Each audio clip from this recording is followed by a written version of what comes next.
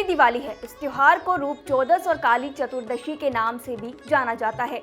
आप ये तो जानते हैं कि कृष्ण भगवान की 16,000 बीवियां थी, लेकिन इसके पीछे एक दिलचस्प पौराणिक कथा है जो आज हम आपको रूप चौदस या फिर नरक चतुर्दशी के मौके पर सुनाते हैं। प्राचीन काल में नरकासुर नाम का एक अत्याचारी राक्षस था। उसने अपने अत्याचारों से स्वर्ग और पृथ्वी दोनों पर ही भारी उत्पात मचा रखा था। उसने कई ऋषियों, संतों और देवताओं को भी बहुत परेशान कर रखा था। उसकी ताकत, क्रूरता और अत्याचारों से मनुष्य के साथ साथ सभी देवतागण भी परेशान हो गए थे। उसने कई राजाओं और गैर लोगों की 16,000 कन्याओं को बंदी बना लिया था और उनसे जबरन विवाह करना चाहता था।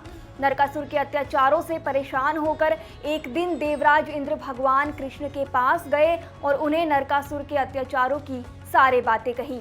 नरकासुर को ये श्राप मिला हुआ था कि वह स्त्री के हाथों मारा जाएगा और इस बात को श्री कृष्ण जानते थे।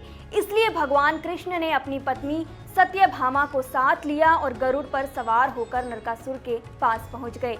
वहां जाकर भगवान कृष्ण का सामना मुर नामक दैत्य और उसके 6 पुत्रों से हुआ, जिन्हें भगवान कृष्ण ने अपनी पत्नी की सहायता से समाप्त कर दिया था। इन सभी के वध का समाचार सुनकर नरकासुर अपनी सेना के साथ युद्ध करने आ गए। तब भगवान कृष्ण ने अपनी पत्नी सत्यभामा को सारथी बनाया और सत्यभामा की मदद से नरकासुर का वध कर दिया। नरकासुर के वध के बाद उसके पुत्र भगदत्त को भगवान श्री कृष्ण ने अभय का वरदान देकर प्राग ज्योतिष का राजा बना दिया। जिस दिन नरकासुर का वध हुआ था उस दिन कार्तिक मास के कृष्ण पक्ष की चतुर्दशी तिथि थी। इसीलिए इस तिथि को नरक चतुर्दशी के नाम से भी जाना जाता है। इस दिन भगवान कृष्ण नरकासुर की कैद से 16,000 कन्याओं को भी मुक्त करवा चुके थे। इसी कारण इस दिन दीपक जलाकर खुशी मनाई गई थी। बाद में इन सभी 16,000 कन्याओं ने कृष्ण भगवान से कहा कि अब इन्हें समाज में कोई भी स्वीकार नहीं करेगा, क्योंकि वो नरकासुर के साथ उनके यहाँ रही थी, जिसके चलते कृष्ण भगवान ने उन सभी को अपनी पत्नी का दर्जा दिया ताकि समाज में उन्हें वही इज्जत मिल सके। हिंदू धर्म में प्रत्येक वर्ष कार्तिक मास के कृष्ण पक्ष की चतुर्दशी तिथि को नरक चतुर्थी का पर्व मनाया जाता है।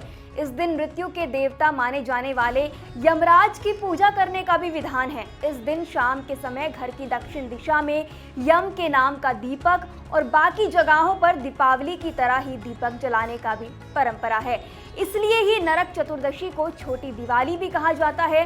ऐसा कहा जाता है कि इस दिन जो भी व्यक्ति मृत्यु देवता यमराज और माता लक्ष्मी को प्रसन्न कर लेता है, उसे मरने के बाद नरक में नहीं जाना पड़ता। साथ ही अनजाने में हुए पापों से भी छुटकारा मिल जाता है। छोटी दिवाली की शाम को घर में दीपक लेकर घूमने के बाद उसे बाहर कहीं रख दिया जाता है। इसको यम का दीपक कहते हैं। इस दिन 14 दिए जलाए जाते हैं। मान्यता है कि यमराज के लिए तेल का दीपक जलाने से अकाल मृत्यु भी टल जाती है। तो वहीं एक मान्यता ये भी है कि इस दिन सुबह सूर्योदय से पहले शरीर पर सरसों का तेल लगाकर स्नान करने का खास महत्व है। स्नान के बाद भगवान हरि यानी विष्णु मंदिर या फिर कृष्ण मंदिर जाकर दर्शन करना चाहिए। ऐसा करने से भी पापों से मुक्ति मिलती है, साथ ही खूबसूरती भी बढ़ती है।